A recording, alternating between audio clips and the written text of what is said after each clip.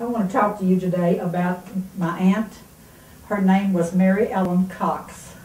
She was one of 2 girls and 7 brothers in that family. They lived in the Fleming community down near Gustine in Comanche County, Texas. This is a picture of her and her husband, Elmer Widener. His name is W-E-I-D-N-E-R. He lived in the Edna Hill and Wilson community toward Dublin, toward Erath County. And I am talking today particularly about a letter that he wrote to her on March the 19th, 1900, a beautiful letter. And he postmarked this. It was dated Wilson, April the 3rd, 1900, Wilson, Texas, to Miss Ellen Cox, Gustine, Texas. Now, of course, this remained in my father's family, And he would come to see her, probably horseback or maybe in a buggy, to court her. And like we talked about it in years past, they didn't jump in the car and go down to Sonic or something. I'm sure he would spend the day with her at her home with all of her family. So whatever courting they did, they would do it just like that.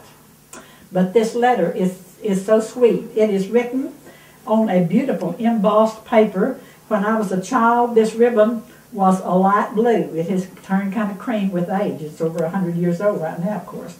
But anyway, this letter, my daddy would let us take this out and look at it every once in a while, but it was a treasure, as he treasured his family members. And I want to read it to you. My dear sweetheart, it is once more in life that I take my pencil in hand to write to the goodest and the prettiest girl on earth, and to the one I love best.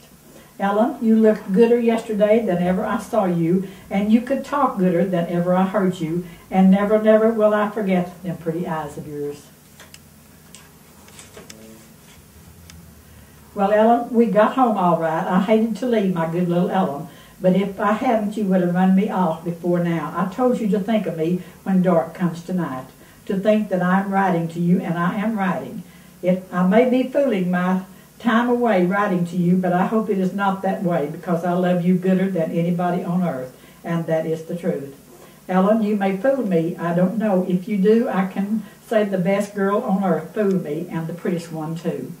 Ellen, you may think I will fool you, but if there is any fooling done, Ellen will have to do it. I told you I would not fool you, and I spoke the truth when I said it. Ellen, I told you I was going to believe every word you told me, and I am going to till you fool me. You can fool me if you want to. Oh, how I wished I could see you tonight. I would like to hear you talk. You can talk so good and look gooder than anybody, and I love you better than anybody on this earth, and that is the truth if ever I told it. Ellen, you said there may be somebody over here that was ahead of you. You can beat anybody on earth with me. There is nobody over here that I love and never was. Ellen, you can say you are mine if you want to. For nobody is ahead of you, and never will be. You have got to fool me if there is any fooling. I hope there never will be any fooling done. I cannot keep from thinking how good you looked Sunday. You looked gooder than ever I saw you. Ellen, this old sorry paper, I cannot write hardly on it. Maybe you can make out some of it. Ellen, you are the goodest and the prettiest girl on earth, and I cannot tell you how good I love you. Words cannot express my love for you. That is pretty scary talk, but it is the truth.